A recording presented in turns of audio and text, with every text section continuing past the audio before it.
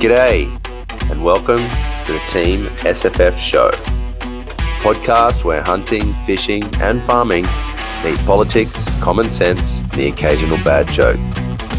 Join Mark Banasiak, MLC, and Robert Borzak Jnr to dive into the issues affecting regional Australia, from public land access to gun laws and everything in between.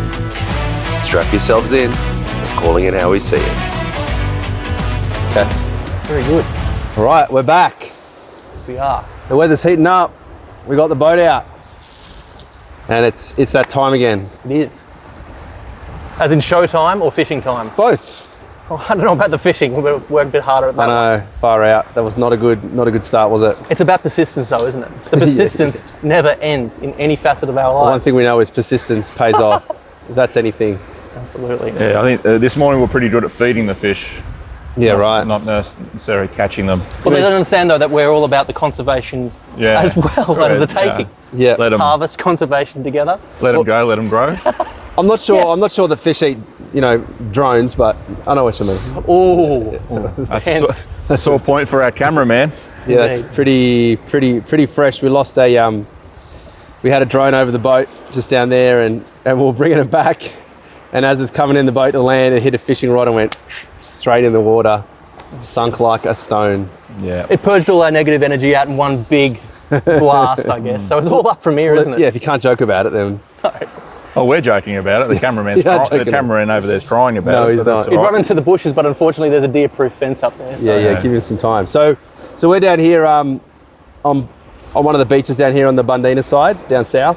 Beautiful. Just enjoying the day. It's really nice out here. And today Mark and I are joined by Alex, which is awesome. You can call me Profty if you like. What do you want us to call you? Profty's good. Profty, cool. All right. Profty's here with us, and it's the end of the year. Yep. A lot's happened. Speaking of things that are still fresh and raw, I think last week was in Parliament was still pretty raw. Yeah. Look, old saying goes, up all night spending time with people you don't like. That's what the last week of Parliament was all about. Yeah, we had more filibuster from the Greens and Animal Justice Party and the Liberal Party now as well. Yeah. To try and kill our hunting conservation bill. Yeah. The Liberal Party decided to try and make an amendment on the second read question to kick it off for 6 months, so it wouldn't be considered for 6 months, which effectively kills the bill. We're still debating that, because obviously once the new question is put, everyone that has already spoken can get up and filibuster again for another 15 or 20 minutes each. So we'll just keep plodding along in the new year, and we'll get there eventually. So why don't I give a bit of a short explanation and you correct anything I get wrong. So, Conservation Hunting Bill started in the Parliament on the 28th of May.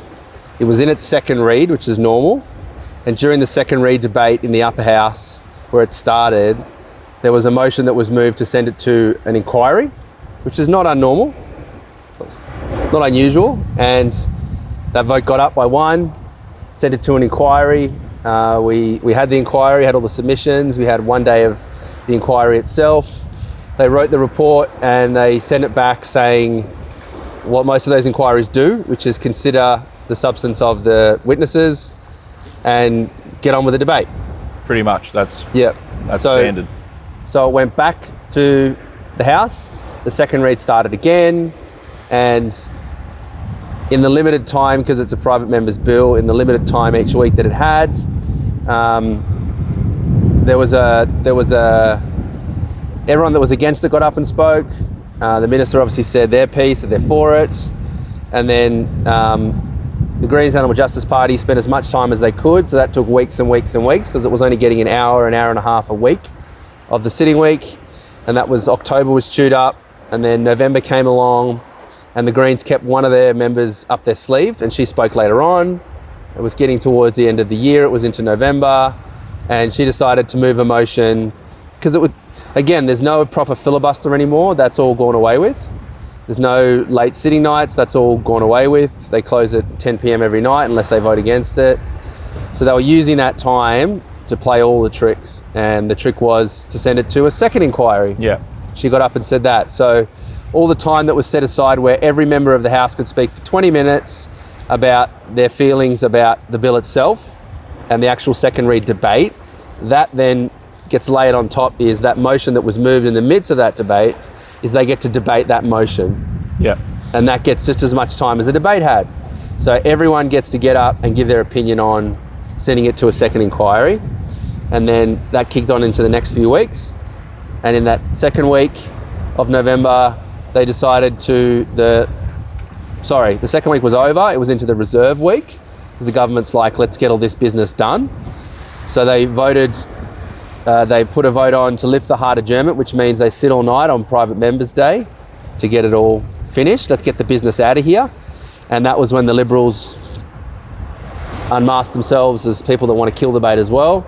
And they moved a motion, as Mark said, to push the bill off for 6 months, effectively kill the bill. And then they get to debate that as well. Yeah, and that's pretty much where we're at. So yep. The end of the year ended with no real vote happening on whether it goes to inquiry, whether it gets kicked off for 6 months, or whether it passes the second read. So first week back in February, we'll bring it up again, and hopefully we'll force it to a vote. Yeah, and just to let our supporters know, there's obviously Parliament, there's never one thing going on at once, there's lots of things going on. So this bill's been sitting there since May. At the time of that reserve week, it had already taken over 400 hours of the Parliament, 400 minutes of the Parliament's time. Yeah, over 400 hours. More controversial bills like the gender conversion protection bill and the abortion bill, they've taken less time to get this through, or get those bills through. So there's a bit of context for how much filibustering and talking out the other side have done. Because there's a bit of a, I don't want to say a professional agreement or a gentleman's agreement, is that when there's business to do, you deal with the business. Yeah. You don't just stall it because you want to protest everything. Yeah. So, for example, anything that those that have opposed this bill have wanted to put up, you guys haven't spent the term of Parliament with things you disagree with, wasting time. No. We've just drawn a line in the sand and voted against it. Exactly. So with those other bills, you voted against it, you let the debate happen, you haven't tried dirty tricks to try and get it. No, and because it's taxpayers' money. Over 400 hours, isn't it? Yeah, over 400 hours worth of taxpayers' money. You look at what that roughly costs for, 400 minutes. Sorry, what that roughly costs for a half day or full day of sitting. It's you're up in the millions for each day potentially. Not to mention inquiries and all that sort of stuff as well. And I think just one thing you mentioned a moment ago is that there's more controversial bills out there to be talked about. Yeah. This, compared to anything that the party's fought for in the past, this bill isn't exactly controversial. If anyone who's had a read through it, it's just like, it's just very interesting to see just how visceral the response has been and how persistent. And I think it's just a warning for anyone who's our constituents. Because that's the other thing, like we're talking about the stunts they were pulling in Parliament, but we know there were stunts outside of Parliament being pulled. Like we love talking about this organisation, but they keep coming up because their hands are dirty on everything, is the Invasive Species Council. We know that they were, on the one hand, giving advice to government of how to do, animal management or invasive species management. And then on the other hand, they're the ones running press campaigns. When if you're a government contractor, or you're someone that's has a hand in dictating where government money goes, which they do, they have a clear conflict. They're the epitome of the self-licking ice cream. Yeah. They stick their hand out and ask for taxpayers' money, and then they come back and shit can the government for not doing what they want them to do. Yeah. And say, can you give me more? Can you give me some more money to tell you how you're not doing your job? Yeah. So it's they're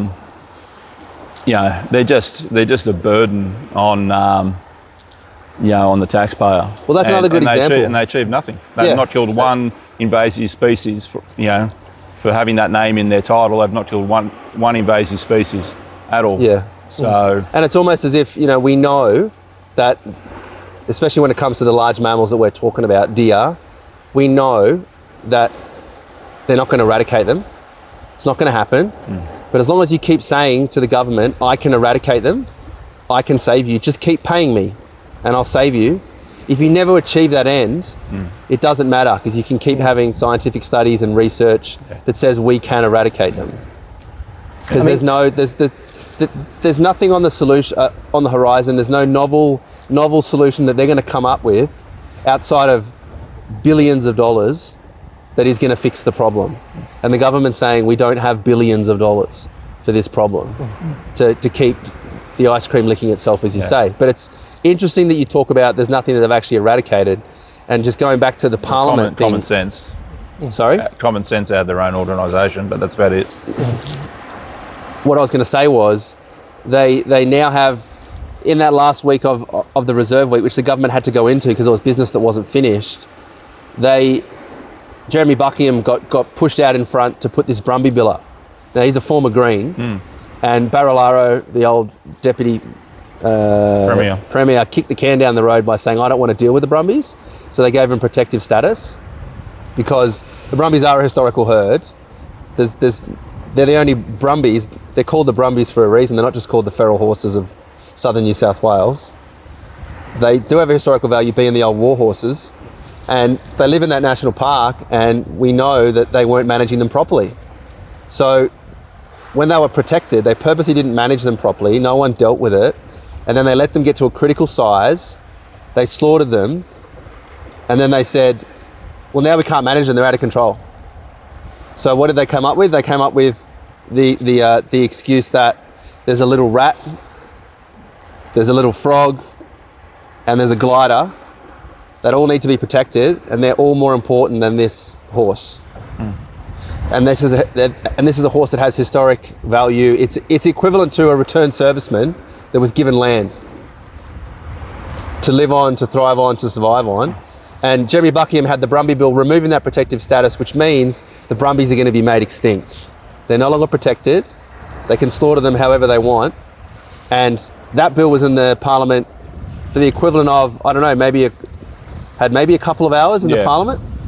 And then the night before the Reserve Week sitting week, they were talking about what should be on the order of business. And the Greens and AJP want to stall our bill so bad that they just want to keep us in the news. They want to run that scary campaign. They're waiting for the next controversial thing to happen so the government can be scared and walk away from our bill, because they know the longer they keep it in Parliament, the chances are something terrible is going to happen. That's why they kept up with those random news stories that just kept coming, and letters to the editor of newspapers. It just kept going, because that's their tactic. They can't win on it, so they're just going to protest it.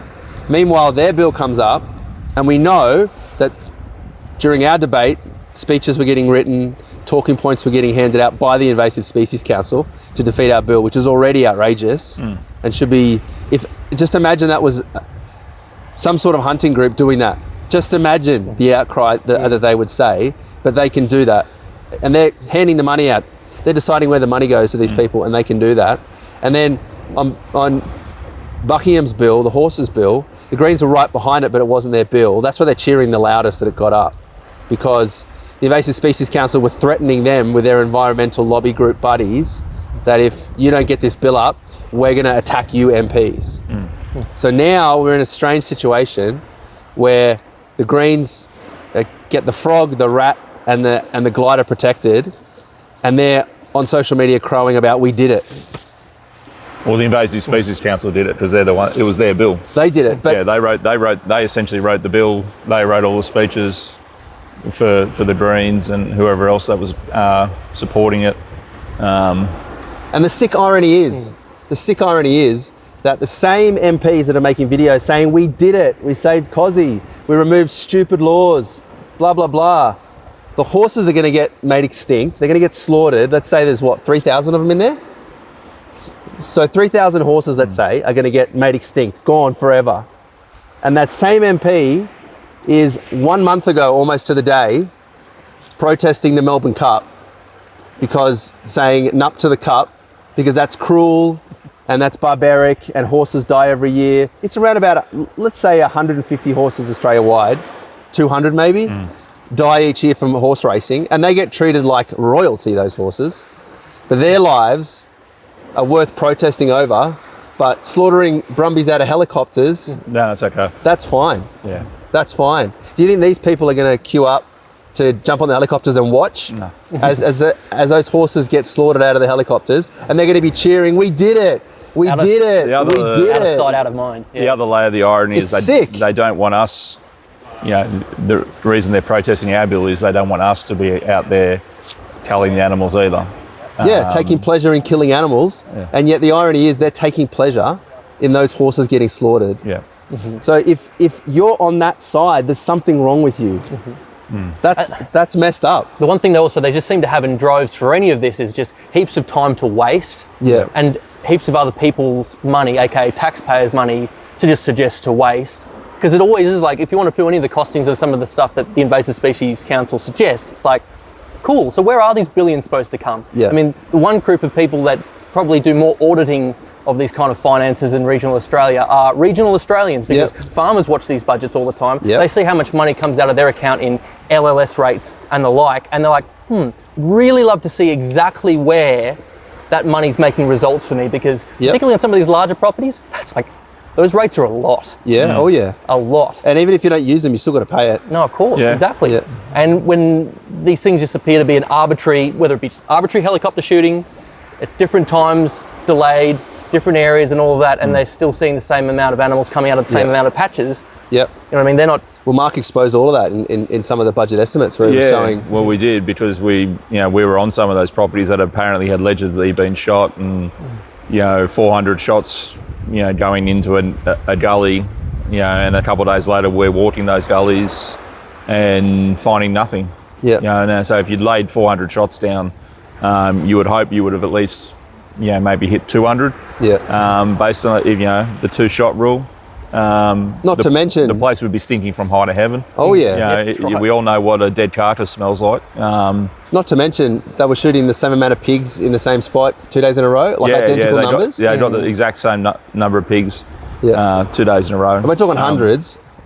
But you looked at the money that they've allocated towards the feral pig program. $13 million was the initial outlay, and they spent a significant chunk of that going around to farmers, telling them what a feral pig is.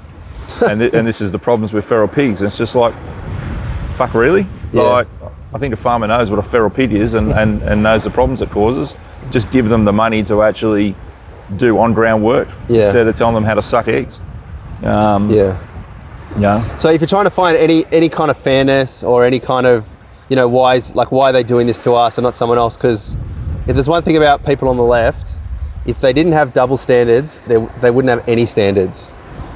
So you think about why they're treating us this way, and their stuff has to go first, because that's how they are. They're just Bolsheviks. They just want power. They want to win at any means necessary. So any kind of airs and graces or common sense or politeness, nope.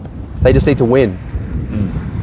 I mean, it's funny because obviously I've come up from Tasmania for this new gig. Very happy to be here. And it's just funny where I really thought that leaving New South Wales was, I think I felt like we'd left it in safe hands, that we'd always been on kind of this gradual up and up and up and up, a growth. If there's a growth metric in there, it's like, cool, well, that's heading in the right direction. The trajectory is correct. There were some things in Tasmania I wanted to help correct, but when you come back up and you face this kind of stuff, it makes you realise that it's just so fragile constantly. Always. And there's multiple factors here. Obviously, like, there's a cultural side of all of this in terms of growing our actual hunting community itself, getting our ethics right, getting our community right, and all of that kind of stuff. But then there's political side. Neither of those factors ever end. And so if it's not a political fight to react to these problems, then, well, what do they expect? Of course we're going to be introducing bills to claw back or claw forward. I mean, but mind you, I can almost argue we're not clawing forward enough, because what we've been asking for in this latest bill is just very reasonable. And it's all over the country already. Tasmania's got it. Victoria's got it. Victoria just got a nice big delivery recently. We've had it in New South Wales State Forest for 20 30 years. Without incident. Without incident, doing it safely. All we're saying is, can we transplant that process that has been proven to be safe into additional Crown lands? There'd be still a review process in terms of allocating that land. Of course, like there was with state forests. There was with state forests. All we're doing is say, hey, can we replicate this across but the main part of the Crown land? But the main part of the bill, like, and it's like all politics, they talk about what they want to talk about, and things they'll lose on they don't mention. No. So they're attacking the public land, numbers that were shooting on public land. Again, numbers from the ISC saying you only shot a few thousand deer and pigs on public land. But then at the same time, we find out that they're helicopter shooting the forest that we're meant to be shooting in. So, as we speak, I believe. So they're already not being honest to you. They're already lying to the parliament because there's extra context there that they're purposely not mentioning, and they know that. And until we expose it, they're not going to say it. Yeah. So these are not people that have the best interest in heart. Not people that want to have anything to do with the animals actually going away. But the main part of this bill that they really, really hate is what we talked about, where now landowners have to pay LLS, and LLS will wipe your backside when it comes to shooting ferals. Whereas we're saying, if we get the authority up, we can bring a cheap solution that's a 24/7 solution that doesn't cost you anything. A constant mitigation. Exactly, and we're going to repair that relationship that's been completely separated from landowners to conservation hunters, recreational hunters, as the ISC calls them, weekend warriors. Weekend warriors are free. Even better, they'll pay you to come and do that sometimes. So they don't want that relationship coming back together again, because that's bad for them. That's bad for business. So this is all bad for business stuff that gets caught up in politics. It's also an elitist attitude, though, that they're adopting, that only certain people can have a culture, and that's a big one. Hunting in a culture that they like. Yeah, a culture that they like, and hunting in of itself is not worthy of being considered, a culture, when it's realistically it's the oldest culture. If you go back from hunting and gathering, we're all here because our ancestors were good at it. But really funny, obviously, like I've only been able to follow bursts of the debate here, but straight away the thing they wanted to leap on and they just wouldn't let it go is they wanted to start talking about guns again. And I mean, you pointed out to me a few times in the last couple of weeks that like we're really not that much of a gun lobby at all, and there was nothing in this. No, that's right. Let's pick up our game if we can, but the only thing we were asking for was a health and safety measure. And I'll never forget straight away when we watched that first debate, because I came to Parliament House back in winter. Thank you for inviting me. Look what it's led to. They wanted to talk about flamethrowers and body armour and crossbows. It's like, and night vision goggles. How desperate are you to make that crap up when we're talking about a health and safety device? Even before, when you pulled up today at the jetty, you're like, hey, what was that? It's like 5 meters, but hey, we've all got the same issue. And I mean, apart from the extra benefits that every other hunting group in the world that uses suppressors and moderators knows about, you're not going to interrupt the general public nearly as much if you even were going to. You can shoot closer to neighbourhoods and the like, extend your effectiveness apart from saving our ears. You can shoot. I mean, it's just common sense. There's a reason why in the UK, particularly in England, I believe, you cannot have centerfire rifles in use without them on the end of your gun, because it is common sense. But that extrapolated out to body armour and flamethrowers. I mean, they said that. It's on Hansard. I watched the video. It's not only is it on Hansard, Alex, it was on Channel 7. Like, there was footage, talking about our bill with guys from the US, clearly with the tack helmets, the night vision goggles, pistols with suppressors on the end of them. What are you talking about? Full tack vests. I'm 40-odd-year-old. I'm overweight. I'm not looking to add more weight to when I'm walking around the bush. I'm looking to take it away. Well, what are you wearing body armour for? What am I wearing body armour for? The animals don't shoot back. No. It's just. But it was just so funny how it was just directed so quickly to that. And it's like, all right, well, there's obviously another agenda going on here too, and heaps of other factors that we'll have to contend with, hopefully not just react to, coming up soon. But just the ferocity of that, but if it was just such an obvious clown show and they're more than happy to do that straight away, it's thinking, what else are they capable of? Is this what we're going to be contending with politically going forward? Unfortunately, that's exactly what it looks like. It's the age-old argument that they always use. Anything that we try and do that's positive in the hunting space, you're trying to weaken gun laws. It's become this catch cry. And, because they're duplicitous. Because they're duplicitous people. They have an agenda. They assume that you have an agenda. Like in the past, it's worked. It's been able to scare, major parties off from supporting things that we want for our constituents. But thankfully this time, it's falling, largely flat. They even were this desperate at the end of this last sitting week. They actually tried to, somehow conflate that our bill was promoting far-right extremism and anti-Semitism. They did. Yeah. Which is a bit rich, considering mine and your dad's, history with the Holocaust. We'll see that, and let's talk about where that came from. So, for the Conservation Hunting Bill inquiry, the Australia Institute, who is a left-wing think tank, these places all pretend to be independent. When they call yourself independent, that means you're left-wing, right? Just like the Herald, independent. You're left-wing. Come on, stop lying. And then the ABC says how they have an independence charter and all that sort of stuff. That means you're left-wing. So it's again, the people are duplicitous and they assume you're duplicitous. But the Australia Institute, 3 people wrote a big submission, and on the main, I guess to say the executive summary of it, it talked about that there was a hunting organisation that they believed were a white supremacist group. And because the Conservation Hunting Authority that's being proposed would be made up of hunting bodies, then therefore... Hundreds of hunting bodies. There's only so many seats at the table, so you have to have, let's say it's a council of 12. But you'll be representing hundreds of hunting bodies. Yes. But hunting clubs will be on there. Because there's one hunting club that they think are white supremacists, then that means that the Conservation Hunting Authority has the door wide open for white supremacy.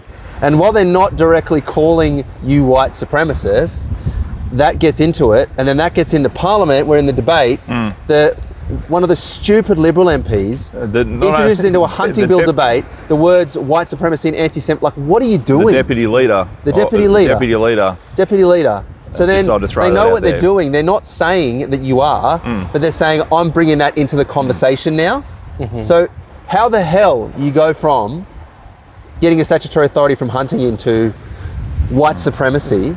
Like, how does the discussion, how does that go there? Yeah. But they managed to get it there just by association. So therefore, if we introduce these sorts of things, then that'll make people more and more scared of it, and that'll ruin the public image of it. That'll ruin whatever. So even when you have absolutely nothing to do with something, they'll still bring what they want in, just into the conversation. Even if she apologised later on, which she had to, she was forced to apologise. But as that was a typical shiny ass lawyer, she apologised with terms and conditions attached to it. And it was more of an attempt to gaslight me and Rob rather than an apology. It's like, oh, I'm sorry if you interpreted it that way. It's like, well, no, you went there, knowing mine and Rob's personal history. And I really hope this is picked up on by our actual hunting community itself and fishing community and all of that, because it extrapolates.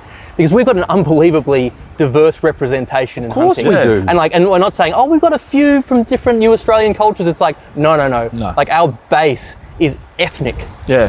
If you've ever hunted anywhere internationally, Africa, bloody Azerbaijan, Turkmenistan, where the ibex are, North America, when you get up in the far north, on the Indian reservations in North America, Mexico, if you're a racist, you can't be a hunter because every culture has hunting. So it's so stupid that they bring those things in that again, it's all on purpose, it's all nefarious. They try and bring the politics of division to a culture that thrives on inclusion. You look at all the hunting clubs around the state, they're either built on, a particular ethnic group like the Hellenic hunters, or they're a club that, just accepts everyone, you've got people from different cultures just, breaking bread and, sharing hunting stories around the fire, and, it's colourblind. But that's the thing about multiculturalism. These people, especially Liberals, because they're all from the city, right? They think they're multicultural people. And if you ask them what multicultural means to them, the answer is food. That's the most that they have. I go to ethnic restaurants, therefore I like multiculturalism. So what you really like is people from other cultures serving you food. That's what you like. That's what you like. Whereas hunting is a real culture that draws in all the other ethnicities. We have a Chinese branch of our party, for goodness sake. That's a shared culture that we have. That's real multiculturalism. Finding common ground and not getting people to serve us food. That's not multiculturalism, but that's all they have. And they all live in, the least ethnically diverse areas. They all pretend that they're I'm really cranky about it, as you can tell. But absolutely. we're the least, we're the most multicultural in the truest sense of any other group, and they're the ones banging on to us about, you know, we could be white supremacists or anti-Sem. Or what are you talking about? I don't even know this hunting organisation that they referenced. You know what I mean? And, you're not supposed to have heard of them, but because they dug one thing up from like one that. Group that does something that you do, like it's like, so racists drink water. Oh, you're drinking water. Oh, I don't know. Pretty sure racists drink water too, mate. Just saying. Well, I just hope that our constituents just know that that's what they're being called. Yeah. And, you know, I mean, the last our licensed hunter that I was chatting with online, actually Pakistani background. Yes. And for him, coming to Australia and, you know, the very liberal system that we've been able to build over 20 years in New South Wales is just a heavenly outlet for him, because he just gets to have what he didn't really have as much at home, but they had that culture, just less opportunities. You know what I mean? And I just want him to know, like, this is what you're being insinuated as. But see how we're wasting our time talking about this? Yeah. And we're not talking about the actual substance of it, which is exactly what they want. Oh, played into and then it. even worse, they do it in the House. So you waste time in the House when we could be talking about a bill, and then they bring it in racism, talking about racism. Like, this is all on purpose. This is what politicians do. So anyone that has any faith in politicians doing anything right by you, this is what you get. 100%. Except for us. Well, look, we don't. As I said, we don't waste time. You know, on bills. We won't spend 20 minutes saying the same thing over and over again five, 6 times. You know, we get up, say what we need to say, vote how we need to vote, and then sit down. Because as I said, it's taxpayers' money. And if you sat there and watched the comings and goings of Parliament over the last 3 weeks and you're a taxpayer, you would be rightfully pissed off in terms of how much time and money was wasted. And these people to will essentially go nowhere. And these people will say anything. Like on that day that you were voting to lift the hard adjournment, which means they would just keep sitting until the business is done. That day, right before that, they were talking about, and it was all on purpose. Yeah. Because the week before they'd sat late on the workers' compensation. So they straight away made sure that they sent out an email telling everyone this is not safe, this is not whatever. Some of the MPs got notes from their doctor saying it's not safe for them to sit late at night. Just before the holidays. Yeah, I know. And how many weeks was the sitting this year? 17. 17 sitting weeks. So can you imagine, you worked 17 weeks out of an entire year, you got paid, I don't know, 50% or 70% more than the average Sydney-sider gets paid in their job. And then you complained towards the end of the year when your boss told you you hadn't done enough work for the year. And just a discllaimer, we're not the ones that set the sitting weeks, it's the government. I would happily sit longer. But with that scenario in place, sitting for 17 weeks, you'd wasted that much time, you've been bunking off all year, wasting time. When your boss says to you, all right, it's time to get your work done for the year so we can close this stuff off, you complained about it and said, we can't do that. And then you should have heard the debate when they're saying it's not safe, I couldn't do this. There was an MP who had to go back to her taxpayer-funded hotel room and try and get some sleep before she had to drive home. And she was tossing and turning, unable to sleep in the taxpayer-paid hotel room. So we're supposed to feel sorry for them. If you walked out to anyone in Macquarie Street that day and said, hey guys, right now the MPs are in there complaining that they're working too hard after working 17 weeks this year, and they all want you to feel sorry for them, and they believe it should be taken seriously that they're not working hard enough, how would you think your boss would say if that was you? And then, because you have to treat things seriously all the time, and they're obviously the most sensitive all the time, some of the MPs were saying, you need to harden up, this is ridiculous. And then the other ones were told, no, you need to think about safety. And it's like, seriously, do you think anyone, normal person, would think that they work too hard in there? And I came up right up the middle and just said, well, we wouldn't be here in this situation if you over there to the left hadn't filibustered and stuffed around for 16, 17 weeks of the year, you know, talking shit like you're getting paid by the minute, by the phone call, by the photocopy, because you still think you're a lawyer. But they were counting every minute, right up until every single second that they could take. Doesn't matter how many times you repeat yourself. Yeah, that's right. But you know, we wouldn't be there if you if you hadn't stuffed around. You know, for 15, 16 weeks of the year. But again, it's the double standards. They didn't care. No. They didn't care. That's it. Pick and choose. So, you know, it's been good for our community watching the Parliament over these almost 6 months now. Yeah. Of what's happened, and this is the games that get played. This is how much they want to attack our culture, and you trying to get just a little win, which is on par with other, not even as much as other states.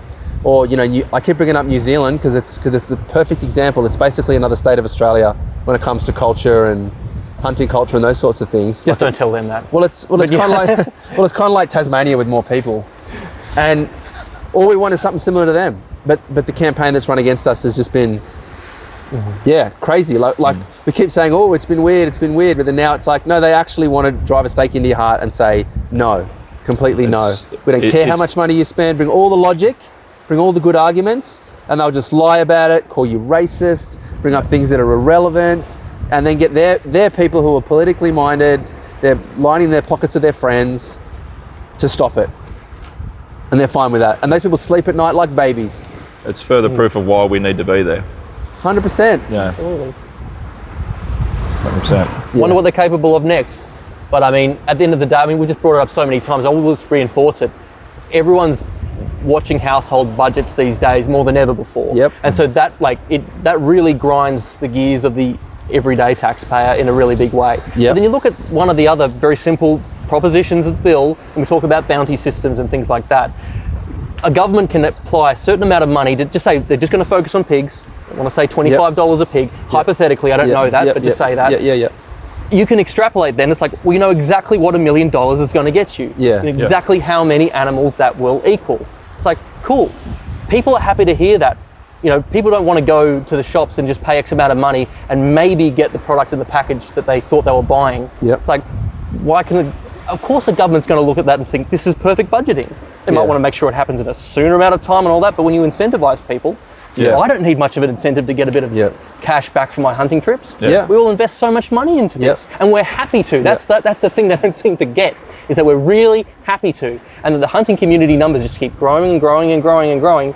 Makes economic sense for people. And they just keep telling you that what you're doing is bad anyway. So that's right. Like, are we supposed to think we're like the third largest primary producer industry in New South Wales, but somehow we're bad. Over $500 million.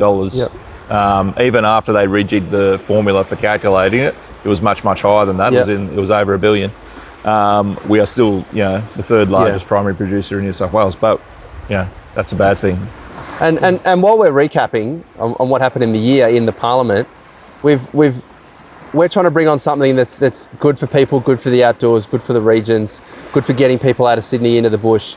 And at the same time, the people that are mucking with what we're trying to do and are trying to kill it, they've just killed the timber industry on the mid-north coast with the Great Kyla National Park. Just over the weekend, they're blockading the port in Newcastle to kill the coal. So these are people that think the world's coming to an end, and they want to tell your kids the world's coming to an end unless they do drastic things. So unless you're poor and you can't afford your power and you can't afford a house and you can't afford all the things that you used to afford 20 years ago, the world's coming to an end, basically, unless you pay more tax. And we're trying to do something that's a little bit positive, that's for a positive recreation, and that has to be stopped, and that's apparently evil. Yeah, constructiveness goes against their narrative. Because if they've thrown their lot behind the idea that it's all just going down the gurgler. Well, everything gets blamed on climate change. Even those poor tourists that got one got killed and one got seriously injured by the bull shark the other day. That was blamed on climate change by those people on the left. Shark nets are another great thing. We're talking about slaughtering 3,000 horses in Mount Kosciuszko, but a shark dies in a shark net that's relatively ineffective. If anything tells you about the shark nets is that we need more, because everyone knows, ask anyone in the spearfishing community, there's way more sharks than there was 20 years ago. Yes. There's way more sharks. Now, is there a scientific study on that? No, because the department doesn't want to talk about predation, or when they talk about predation of sharks, they, on anything, they want to talk about predation on fish, not humans. So, and the so-called smart drum lines, they're probably more dumb drum lines than anything. They don't stand up to international scientific scrutiny. I love how a great white shark is worth saving, but a Brumby's not. Like, the rat's more important.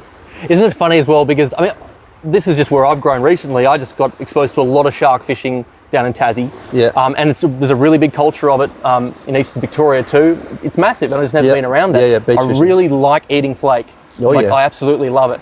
And one bronze whaler can go like a long way to filling a freezer. Yeah. Just talking about what I've been exposed, like gummy sharks and school sharks and the like. I know mako shark fishing is absolutely massive in the Back Strait. Yeah. People pursue it just as much as tuna. Why not make something constructive and just say, look, hey folks, let's just get behind just shark focus more than anything else. These things move slowly, obviously, but to say, hey, if we are having a spike in numbers, just get the recreational fishing community more mobilised around it. Sometimes that means tagging. Sometimes that means taking sharks out of the water, particularly if they're close to an urban beach. You know what I mean? There's this false ideology that even though we've been managing wildlife and managing fish life, marine life for eons and eons. Climate change, mate. Watch out. Climate change, I've just almost sunk into the ocean. We're going to suddenly switch that off, and we're just going to leave all the animals alone, and then they'll just sort themselves out. Ridiculous. It's just not based on reality. Ridiculous. We've been managing them for eons. We have to keep managing them, and when we don't manage them, we get perverse results. Yeah. Like you had with the brumbies, like we're now having with great whites and bull sharks. They're not being managed, and it's tipping the balance in terms of biodiversity. In our oceans. So we just need to accept that and go back to proper wildlife management, and that sometimes means animals have to die. Yeah. And there's nothing wrong with that. No. They can be eaten too. Yeah, it's great. That's right. Yeah. I mean, but you can just see what will happen next, because obviously it's been a few years since the whole marine parks debate and all of that, but it's just such an easy slap to just whack one over a big chunk of Sydney Harbour and say, oh, well, jewfish numbers and kingfish numbers have just collapsed. And I know there's many different factors that contribute to that, but one of those factors is apex predation. Yep. And so if you're going to have this burgeoning number of sharks around in the harbour, well, what do we think is going to happen to the next tier down? Yep. Yeah. What do we think is going to happen to kingfish and jewfish and other species and the like? And eventually those apex predators will prey shift. So when there isn't, a nice school of kingies or a nice, bit of jewfish around, they'll prey shift and they'll find the next best thing, and that might be, the surfer. Yeah. And sadly you see some of these attacks that have happened, and disturbingly you see some of the footage, and you go, that's a prey shift. Yeah. Because of how that person's been attacked. Yeah. And how the sharks acted. And what's a real shame is how people have fallen for their arguments, like the fact that we have to call deer invasive species, or we have to call them pests, because that's an argument that they think that they've won. So every time you mention a deer or pigs or any game animal, we see them as game. Mm-hmm. That's why they introduced them, because there's nothing here. There's nothing here to enjoy your outdoors hunting. Mm-hmm. Because hunting is an ethical pursuit. It is a fun pursuit. It's a valid recreation. It's a valid culture. It's a valid pastime. They have to always be talking down about that. Mm-hmm. And then I just find it really funny, because it's funny, as soon as they put that whole, but it's a pest. It's like, how can you look at a fallow deer just coming out of its summer coat and not just see beauty first, and then second thing, but all animals need to be managed. Exactly. Why don't just call it a deer and know that deer need management? Why don't we just call it a pig and know that wild pigs need aggressive management? Or why not talk about eastern grey kangaroos and know that we value them, they're our national symbol, and they need management. But then at the same time, they're talking at the other side of their mouth saying, well, if you don't want to get bitten by a shark, stay out of the water. It's like, no. Victim blaming. Yeah, but no, you can't do that. No. Can I throw something in here that might be just a little more lighthearted, because we're cranky for good reason. But you mentioned apex predators, and I'm just opening up the conversation. I don't know everything about this, but Japan's just had a really big apex predator problem, where they've had this huge spike in deaths and attacks from bears over there. Yeah, right. And so Japan's got this huge fluctuating wildlife. What bears have they got? Sun bears. I mean, there's a brown bear up in Hokkaido, which is then related to grizzlies. Yes. But again, I don't want to talk out my bum here, but it's just funny to see that you got this very densely populated developed nation over there, and they've got hunting over there. Oh yeah. And it takes a little bit more than our R license test for a Japanese citizen to become a deer hunter. Yes. But the bag limits that they have on offer to them are pretty damn generous. Oh yeah. And I mean, for me, I just see it as an exciting space. I'm not happy to hear that a whole bunch of poor Japanese people have been attacked by bears. Yeah. But all of a sudden they start to point out that you can buy wild shot bear meat in vending machines in Tokyo substations. I'm like, okay, that's subway stations, I mean. But it's just, you know, it's an interesting thing that, like, we're not the only people who are facing these conversations right now. It's okay to talk about. Well, Japan's unique. For starters, they still have a high trust society. Yes. So, and people trust their politicians a lot more over there, as well as each other. They also have the Asian influence where they eat everything. They don't really waste anything. Like they aren't. Far more diverse diet, absolutely. Yeah. Much more diverse diet. So if there's meat that hits the ground, they want to eat it. Or flops around in the water. Or comes out of the water, they want to eat it. They eat everything, which is a bit more of the Asian influence, I guess. It's also a value as well. Yeah. If it's worth eating, then it's valuable to them. But they also have a much more mature political discourse. They don't seem to have the same teenage politics that we have. Like, so if you hunt something, you must hate it. You know, just because you kill it, that means you hate it. Whereas they don't have that kind of immature But the people that say that haven't been out and hunted and understand. That's what I'm saying. They haven't seen a huge, majestic sambar stag walk through thick timber with somehow not making any noise, and then you get a very glimpse opportunity to actually take that animal, and you're standing over that massive animal, overjoyed. But there's also that level of reverence. That, definitely. But if you weren't involved in that world, you wouldn't find yourself chiming in on someone else's, culture, paradigm, whatever. Whereas here we have they have a huge shame culture over there. So you're less likely to speak out. You're less likely to protest on things you don't know about. Stick your neck out. Just be a wanker. There's less wankers in Japan. There's culture they don't put up with wankers. So people here that have absolutely no shame and will say anything because it turns $1 or it makes them famous. It's complete opposite of that here. Can we outsource some of our wankers? That's probably one outsourcing. No, they've already jumped in the way there. They've just put some pretty intense immigration measures in Japan of late, so what's the time on that? They're ahead of us. Yeah. Yeah, okay. You want to reset this? Yeah, Mark's thinking. Mark's thinking. Want to reset? Just come forward a bit. The Greens would have you think that we're in Tuvalu or Maldives or something. Yeah, we are. We're sinking. Yeah, look. But no. Look, the water's coming in. We should be underwater in the next 20 years? I think so. I think so. It is a climate catastrophe. Yeah, I know, climate emergency. I remember around Sydney Harbour they used to have the big meterage signs, like the flood signs, sitting on the side of the water, and they all had where the water levels would be at certain years, and 2050 was over our heads. Yeah. And I remember, like, back in 2017, I'm like, that 2015 one's coming up pretty quick, and it looks like it's going to be over the top. And then around about 2012, 2013, they just took them down. Yeah, well, it's kind of like nature's version of the Y2K bug. Yeah. Everyone was just crapping their DAX. What's going to happen when the computers tick over to 2000, and it's just like nothing happened. But look, it is still happening because, as you know, Mark, because you're the one who's right in the middle of this, with the whole conversation about the renewable energy zones, is that now the conversation now is, and this is like, maybe people don't understand this, but the reason these people are getting hit with these corridors for the transmission lines are because the government has now doubled down, and both sides do this. They've doubled down on the fact that the world's coming to an end. We have to do something about climate change, otherwise it's going to be catastrophic. They actually believe this. People in charge believe the world's coming to an end. While you're raising a family, you're trying to give your kids hope and joy. They're scrambling to do something because the powers that be who are lobbying them are telling them we need to do something or we're all going to die. So they've actually, like, coal's getting shut down, and they're like, there's de-investment in coal because they've made it impossible for coal to thrive.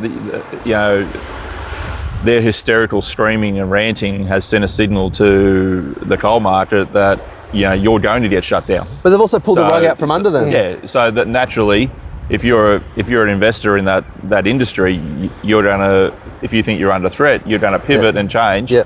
And you see some of these renewable energy companies that are putting up these big installations of solar and wind farms or wind factories. they're just rebadged fossil fuel industries. So like one of the big ones that's happening out at near Dunedoo in the Central West is being done by BP Light Force. Yeah. Oh, hang on. Yeah. But apparently if you're anti-renewable, you're somehow being funded by the fossil fuel industry. Yeah. Like, well, hang on. Yeah. The fossil fuel industry's just pivoted, because they see where the money is. And what's infuriating as a voter, now, if you're someone who doesn't believe in this and doesn't believe that the world's coming to an end or anything, you can't choose not to take part. So you can say, I want to use a company that uses fossil fuels because I don't believe that's a thing, that it's ending the world. You don't have a choice because the government has pulled the rug out from under them. They're going to be gone. You're going to be paying a fortune for your power. That's all stuff that's made overseas. We don't even know what they put into these things. They're going to dump them in the bush with all the people who don't believe in this nonsense. And they're going to have to play out the city politics in the bush. And then the people that have their land, they're just going to drive giant corridors through them. And they're going to put power lines up to transmit the power back to the city. So not a single turbine will go up on the coast of Sydney. Well, you talked about outsourcing. It's outsourcing your conscience, outsourcing Sydney's conscience to the bush. Yeah, and the conversation is, well, the coal's going away, so we have to do something. Yeah. Whereas the people that are copying this now in the bush are saying, no, we don't. It doesn't have to be. This is happening. No. You need to stop this. Yes. And the irony is the amount of land that's been bulldozed and scraped. And that cognitive dissonance, this just shits me to tears because there's that many people who were once, they joined the Green Party because it was an environmentalist movement. Yeah. And then all of a sudden it looked like a lot more of a red movement. You know what I mean? And all of a sudden, and the few people in the party who are like, wasn't this used to be an environmental movement? And before you know it, they're booted out and they had to join a pro-marijuana party because the only place they could find a home. Yeah. Jeremy, I'm sure I'll meet you one day. I'm sure you're a nice guy. But that's progressive politics. But that's the thing, that's progressive politics. It's like, it's okay to bulldoze a whole chunk of Kosciuszko National Park because environment, hang on, never mind, let's just keep going. Mate, it's Animal Farm. But are we the only crowd that's actually cares about the bush anymore? I actually think we are because we spend the most time in the bush. We understand how it works. We're the ones who actually see, particularly the old guard, how much things change. That's literally the plot of Animal Farm. Is what progressive politics is. It's Snowball started the movement. I think it's Percy, the other one. Percy ends up taking over, and then Snowball finds himself on the outer, and he's like, "Hang on a second, why am I getting chased out?" Never at Animal Farm, Mark? No, I read it. But a few times. But it sums it up. You got in the movement, you fought the fight on the issues that you wanted, and then once you won, it went past you, and then now you're an enemy of the movement. It's the Trotsky thing, It's the Trotsky-Stalin thing. But it's true of all progressive politics. But picking up what you're saying, Prof, is, we still care for the bush because we're in it. Like, we could have told them that the worst time to actually chop down all those hundreds of trees along Morathery Road out in Dunedoo, where they're putting a workers' camp, was during bird nesting season. Right. How would we know that? Well, because we're out in the bush. We know when birds are nesting. We know, I wonder if they'll chain themselves to those bulldozers. Other animals are breeding. Yeah, I wonder if they'll chain themselves to those bulldozers to save those animals. No, they didn't because the trees are gone. Because the power line's good. Power line's good. Our bulldozers are good. Your bulldozers are bad. And the minister's argument was, you got a better upgraded road out of it, and it's like you didn't need to upgrade the road because the only people that went down that road were the farmers. And their friends. Yeah. It didn't need to be a 2-lane fucking highway. Yeah. You could have built it. ACERES could have built it along the road that they, part of the stretch of the land that they own. They didn't need to bulldoze all those trees. And it's just, it's tragic. It is tragic. For someone that loves the bush to see that happen. 2025 has not been a good year for common sense. It has not been a good year for normal people who are just trying to get ahead, because continually you're finding it's going to get worse and worse. And they're setting things in stone. They're setting up a future where only these shiny ass lawyer types, these politicians that just think that they're winning while they're stepping on you, they're stepping on what you're trying to build for your family. On that positive note, why don't we go fishing and lose another drone? Yeah. That's a positive idea. Yeah. Very good. I'm confident we could lose another one if we try hard enough. Well, there's that spot there where there's the kingies. I reckon we should go there. Yeah. Let's use them before we lose them. Yeah, I know, exactly. Or so we don't lose them. Exactly. All right. That's it for us. Have a good time, everyone, and we'll see you soon. Happy days. Happy days. I'm going to go sink into the ocean. The climate catastrophe. That's it for this episode. If you like what you heard, give us a follow and share with your mates. And if you don't, you're probably from the Greens. We'll catch you next time. And remember, speak up, stand up, and keep your powder dry.